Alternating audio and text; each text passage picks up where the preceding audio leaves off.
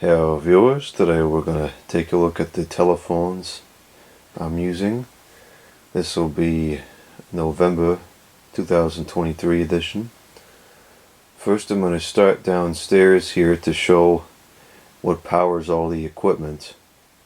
There's been some interest in this stuff, and while I do plan to do a full tour of my home network here at some point, I'm not quite ready to do that yet. So I recently went back to the same configuration that I had at the old location, which involves this Partner ACS PBX unit. This is an R8, and this is used, it is a pretty simple use case. I have the Magic Jack as my landline service, and then I have this Slinks Bluetooth unit for the cell phone, and so I have two phone lines more or less that will feed into the PBX's line 1 and line 2, and then all the telephones are plugged into one of the extensions, and then the extension feeds into the amplifier and it goes throughout the rest of the house. So the way it works is calls from the landline and calls from the cell phone will ring in through all the home telephones, which is important because I'm not much of a cell phone talker. In fact, I don't carry the cell phone with me at home, so a lot of times when I come home I just leave it in the car even. So I end up missing most of the calls that come in on that cell phone when I'm home. Now granted, most of those calls are garbage. I would say probably 90+% of the calls I get on the cell phone are just garbage calls. I guess just because the number's been around for a long time. But on the off chance I get a legitimate call, I'd like to be able to answer it. And so this kind of solves that problem, because now, regardless of where I am in the house, I can grab the call through the home phones. So when I answer the home phone, it grabs the Magic Jack, and then if for whatever reason I wanted to call out from the cell phone, I could do a flash, and now we're on the cell phone. So there's not really a use case that ever arises for that,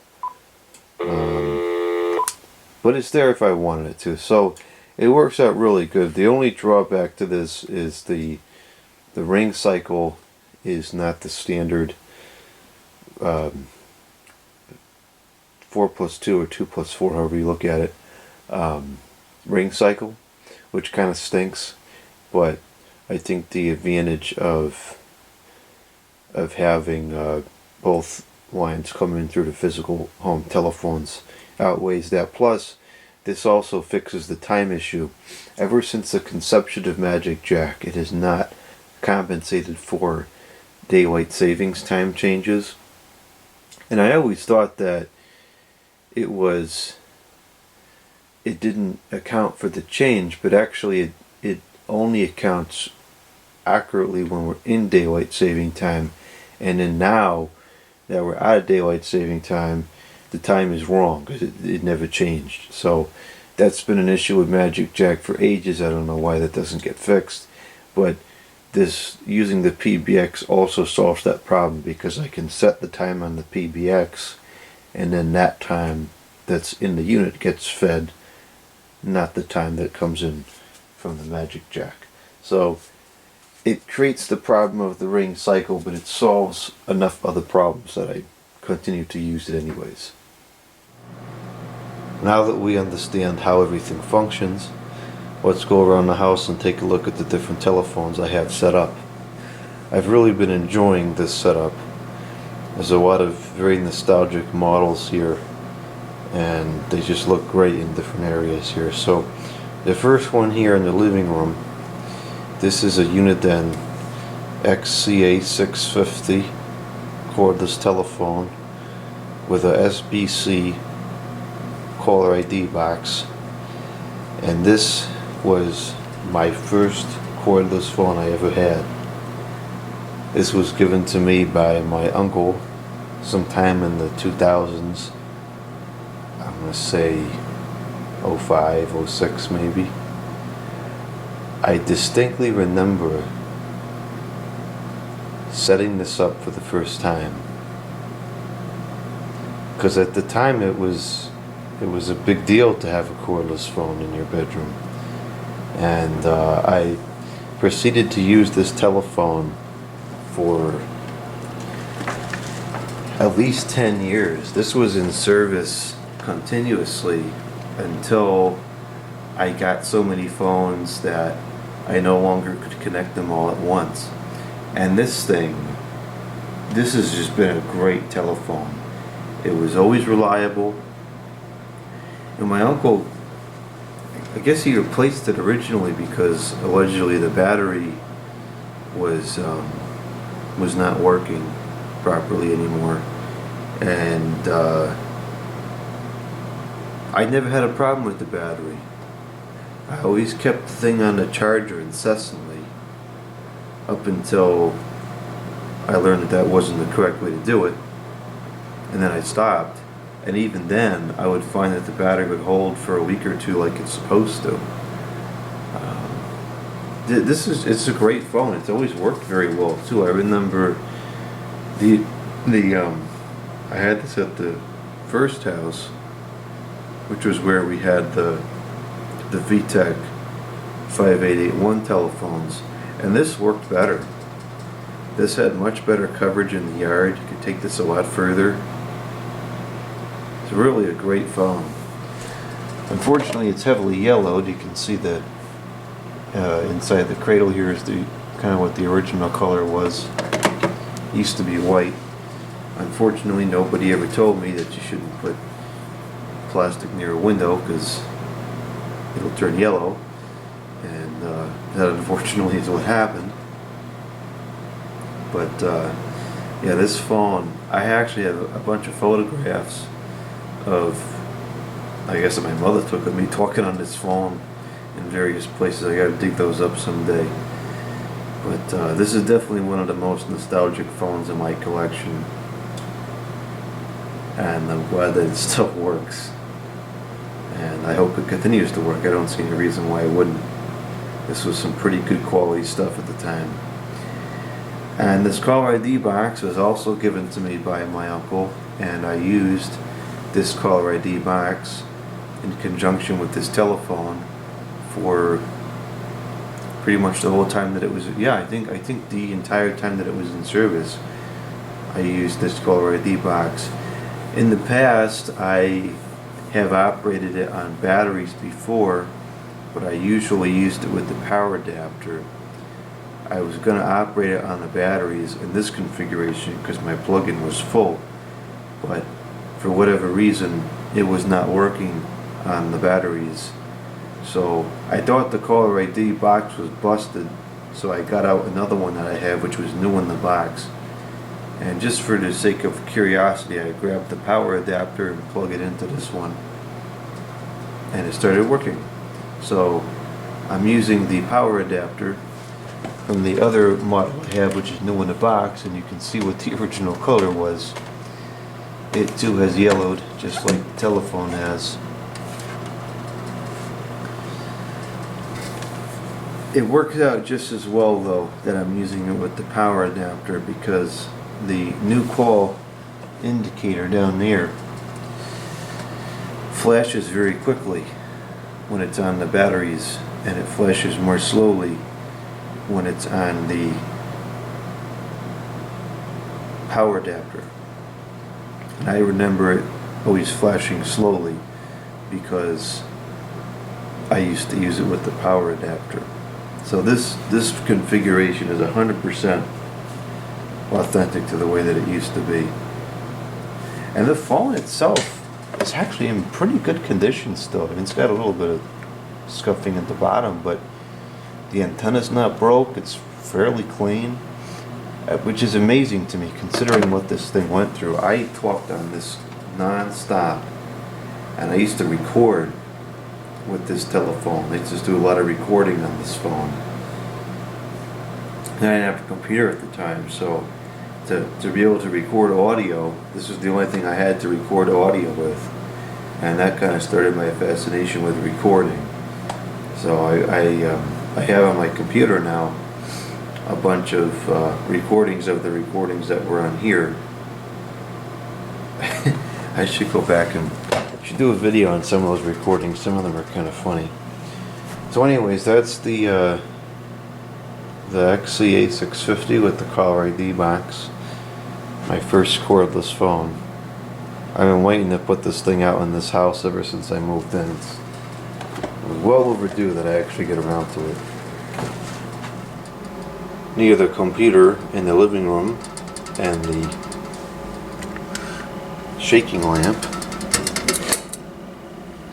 we have a Cortelco 2500 desk set, which is an excellent phone. Perhaps one of the best telephones ever made. It's simple, reliable, and easy to use. Factors that are just gone from products made today. And these look great just about anywhere you put them.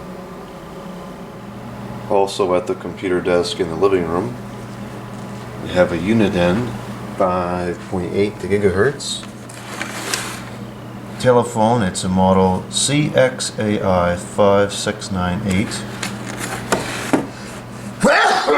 It's very dusty. This is a cordless telephone. And this is another pretty nostalgic model to me. I got this one when I was in high school. I remember finding it in my computer classroom, and we were cleaning up the classroom one day, and I had taken it out of the cabinet, and we had no use for it there anymore. And so I asked the teacher if I could take it, and he said I could. So I took it, and at the time I didn't have a lot of cordless phones, so to get another one was a big deal. And I remember bringing this home on the bus, albeit that was by far the most ridiculous of the things that I brought home on the bus. But I did that, and I remember using this phone for quite a while in the early 2000s, the early 2010s rather. Near the couch we have another Cortelco 2500 desk set, which just looks great over here, especially with the brass lamp. It's all period correct. It's a timeless design. And then for the cordless we have a Uniden DCX 150. At the lamp in the living room there is still the VTech 5881 color display extension.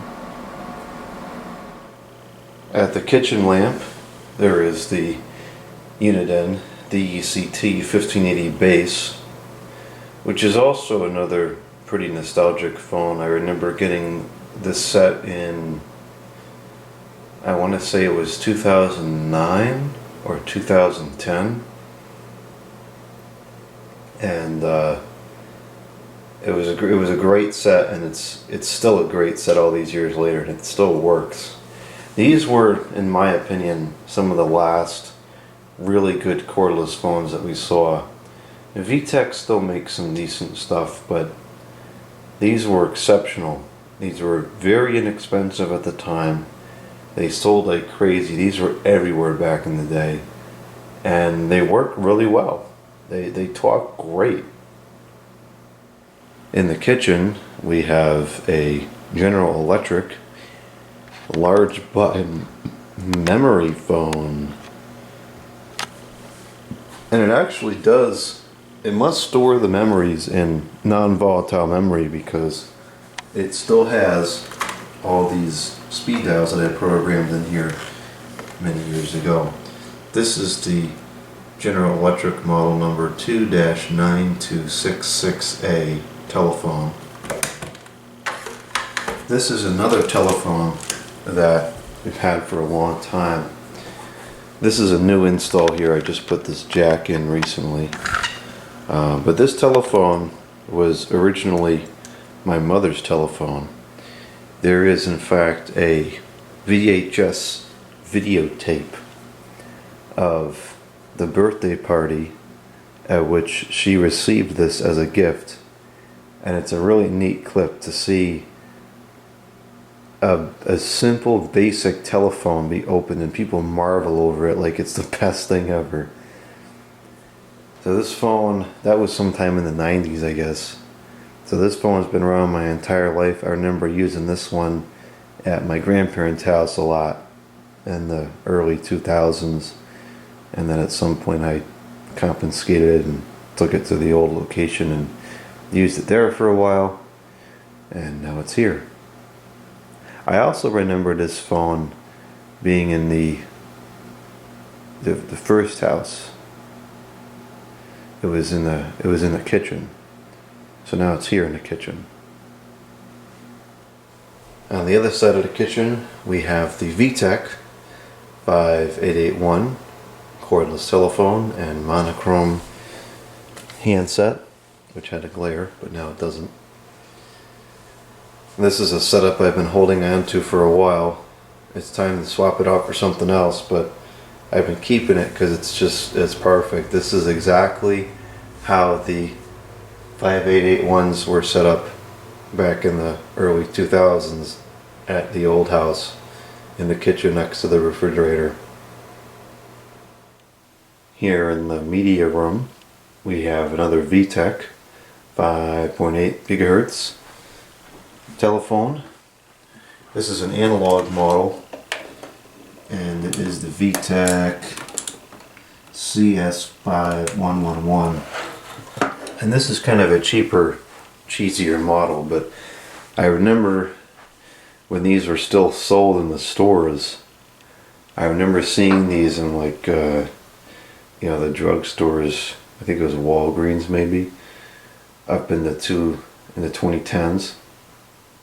And when I first started collecting phones, I didn't have a set of 5881s, and I wanted one, and this was pretty close, so I consequently wanted to get one of these. I never did until until later on, but I kind of like these phones. It's interesting to see some of the traits that have survived on the VTech phones up until this day. The display is pretty much identical. Right? You got the date and time, the alphanumerics on the top. It's almost the same as what there is now. Actually, it is the same on some models. Yet this was such a cheesy, cheap piece of junk at the time. The design stayed the same. It still works, still here. And then at this computer we have a Lucent. It's some variant of the 2500 set. It is a... what is it? I don't even know. Oh, here it is. It's a 2500 YMGM. And it's got pulse and tone, piezo ringer, which is it's got a really nice sound to it. And this has wider, thinner buttons than what you typically find on a 2500 set. And I actually like these buttons better. These buttons are fantastic. You can dial real quick and accurate with these.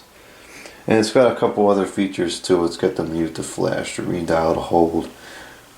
So it's a nice spin on the 2500 to get a couple additional features that might be useful in some cases. In the bathroom we have the Uniden DWX207 waterproof cordless telephone. And this never really changes because there's not a whole lot of phones fit for use in the bathroom. This one is, and it's a great phone, and it just works. Here in the bedroom we have the other handset for the VTech 5881, which is also the same way that it was set up at the old house. And we also have the Uniden EXAI 7980, which is a great cordless telephone. On the other side of the bed we have the Uniden DCX 150 for the cordless, and the AT&T 100 desk phone. which is very dusty. Jeez. This is another phone that I've had for a long time.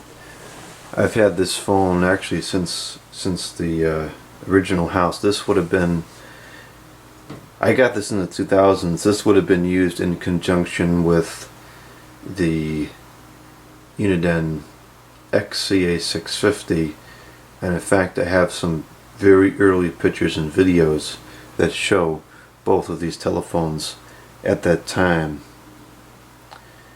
And this was given to me by my aunt. I found this in her basement closet one day, and I figured she wasn't using it anymore, so I asked her if I could have it, and she let me have it.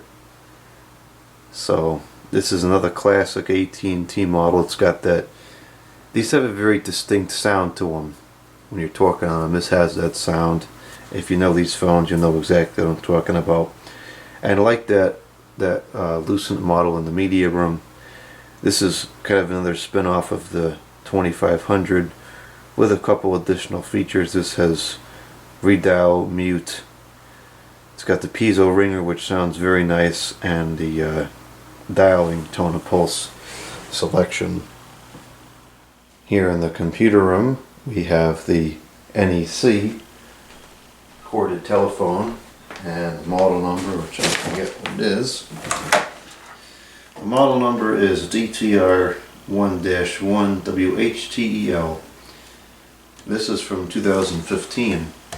So these were made up until very recently. I'm not sure if they're still made or not. But these are very good telephones. These are kind of like the modern day 2500 set in the sense that these were super reliable and pretty much indestructible. Not quite as much as the 2500, but they were still very, very good telephones. It might even still be made today, I'm not sure. And then for the cordless we have the Uniden 1483 in white. Here in the studio we have a GTE branded 2554 wall phone. I'm really not sure what that is, if that was a phone company or what, I don't know. And then above that we have a Western Electric Bell Systems dual gong ringer, which just sounds so nice. And then for the cordless we have the Uniden DWX337, I think is the model number, waterproof cordless phone. Eventually I will clean the desk down here and have a telephone over there instead, but all the Christmas stuff is taking precedence over this project right now. In the boiler room I have added a corded telephone. This is an AT&T 210 from the 90s. And this is just kind of a ghetto temporary install. A wire just goes across and plugs in for now. Eventually I'll run the wire properly and put a wall jack here. But I'm trying to add corded everywhere as well, because the cordless is nice, but sometimes you misplace the cordless or it runs out of charge or whatever is wrong with it. And it's not 100%, whereas the corded is a lot more reliable. In the laundry area we have the Uniden DCX 150, which I can barely even reach anymore, which is kind of abysmal, so I really need to clean this up. Here in the garage we have another Cortelco branded 2554 wall phone and a Wheelock loud bell ringer. And this ringer is super useful in here because it can be heard over any piece of equipment that you're running, any tool, any combustion machine, completely audible. And if it's quiet, not running equipment, you can hear it pretty much anywhere in the yard. So now there's no longer the need to carry a cordless with you every time you go outside to make sure you don't miss any calls, because you can hear it. You can hear this thing ringing. And lastly, here by the garage computer we have the Uniden DWX 207 waterproof durable cordless telephone.